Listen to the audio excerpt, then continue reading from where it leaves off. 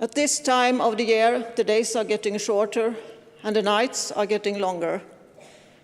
It's dark when you wake up in the morning, and it's dark at 4 o'clock in the afternoon. But it's not just a pure physical darkness. I'm thinking of the world of facts denial and the lack of reality check. It is important to resist an impulse to give in to the dark.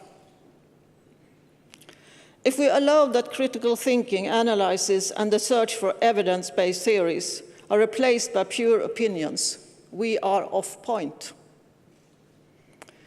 Therefore, academia is an extremely important player in society today. Knowledge and research results must be measurable, tested, and verified. The fact that narrow-minded and life-threatening ideologies are claiming exclusive rights to the truth is alarming. And the knowledge contempt is not only worrying, it's dangerous to an open society. Instead of looking to form the future, we go back in time and disregard already gained knowledge and competence. Therefore, I go straight to the light and the ever more important role that universities and science play.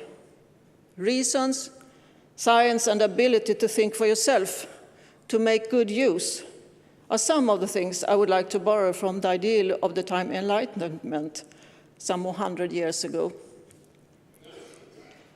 Therefore, today we all share the coming hours, which are so precious and enlightening. This is a feast of joy and pride of the fervent work that our doctors and professors are rewarded for here today, in the service of research, accuracy, and creativity.